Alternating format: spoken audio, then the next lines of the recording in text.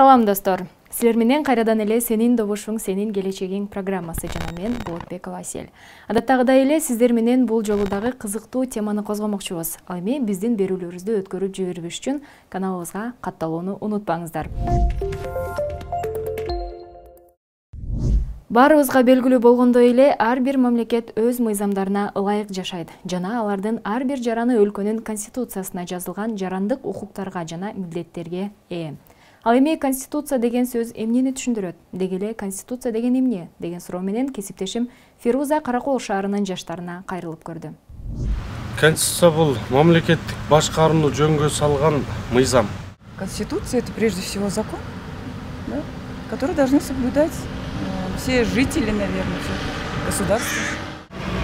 Я не знаю.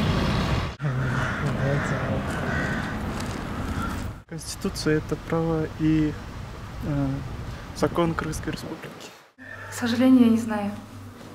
Право человека, наверное, это свет. Это, по-моему. Это самый главный закон, основополагающий. Өзүңүздөр байкагандай эле сурамжылоого катышкандардын жарымы туура жооп берсе, калганы так жообунан кабары жок экен. Анда эмесе сиздер үчүн туура жооп. Конституция латын тилинен алганда түзүлүш дегенди түшүндүрөт. Жогорку юридикалык күчкө ээ болгон баш мыйзам. Ооба, Конституция мамлекеттин түзүлүшүн, мыйзамдарын аныктоочу өлкөнүн башкы мыйзамы. Конституция адамга өз өлкөсүндө өзүн чоочун сезбөөгө, өзүн белгилүү укуктарга жана милдеттерге ээ жаран катары сезүү мүмкүнчүлүгү менен бирге алардын аткарылышына кепилдик берет. Конституция бекем кепилдиктерди орноткон ар бир мамлекеттин негизги мыйзамы. Негизги постулаттар, баалуулуктар, адамдардын жана мамлекеттин мамлекеттик органдар жана кызмат адамдары тарабынан көрсөтүлгөн укуктары жана милдеттери.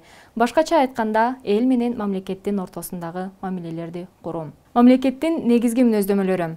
Мамлекеттик структуралар, саясий режим, башкаруу формасы. Аларды эч ким, жөнөкөй жаран дагы, саясатчы да, жада калса президент дагы өзүн билемдик менен өзгөртө албайт. Мисалы, Конституцияда Кыргызстан көз карандысыз, эгемен, демократиялык, унитардык, укуктук жана светтик мамлекет экени белгиленген. Андыктан кайсы бир адамдардан турган топтун, мисалы, Россияга же АКШга кошулуу, автономия болуу демилгелери баш мыйзамга карама-каршы келет.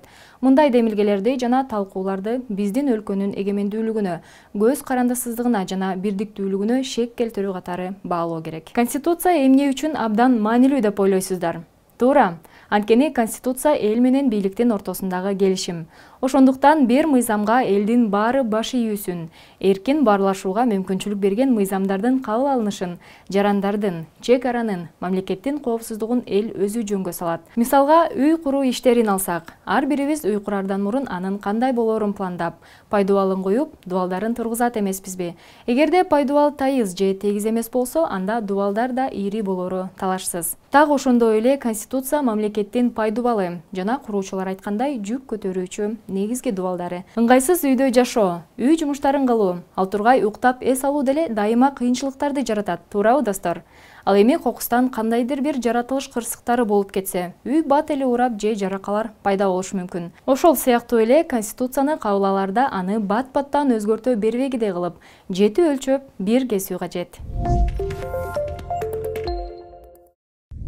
Эмне үчүн Кыргызстанда Конституцияга бир нече жолу өзгөртүүлөр кирсе дагы эч кандай майнап чыккан жок. Конституция 30 жылдан бери 10 ирет өзгөрсө дагы өлкөнүн финансылык экономикалык абалын жакшыртууга багытталган эмес.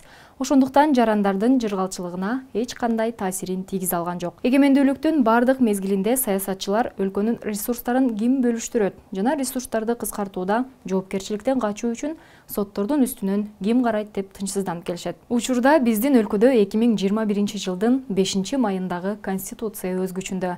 Ал 11 апрелде референдумда кабыл алынып, Кыргызстанда президенттик башкаруу формасы түзүлгөн. Тарых көргөзгөндөй, конституционализмди орнотууга жана сактоого жетишкен башкаруучулардын күчү Конституциянын ченемдери менен чектелген өлкөлөр.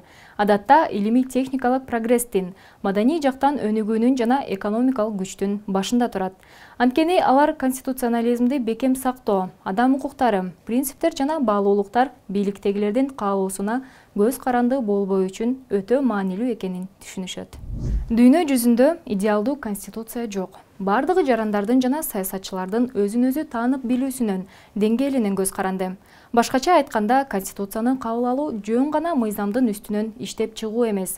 Бул өз баалуулуктар менен бөлүшүү. Күнүмдүк турмушубуздан жөнөкөй мисал келтирсек, жөө жүргүнчүлөр эрежени бузбай жашыл чырак күйгөндө гана жолду кесип өтсө, ал эми айдоочу жол белгиси жок экендигине карабастан жөө адамдарды сыйлап өткөрүп койсо, же жарандар дайыма салыктарды төлөп, мыйзам бузуу үчүн жоопкерчилик болоорун түшүнүп, аны көтөрүүгө даяр болсо, анда мындай коомдо саясатчылар дагы мыйзамдуулукту урматташат. Сен таза болсоң, мен таза болсом, коом да таза болот дегендей, бийликтегилердин аң сезими коомдун деңгээлине жараша болот.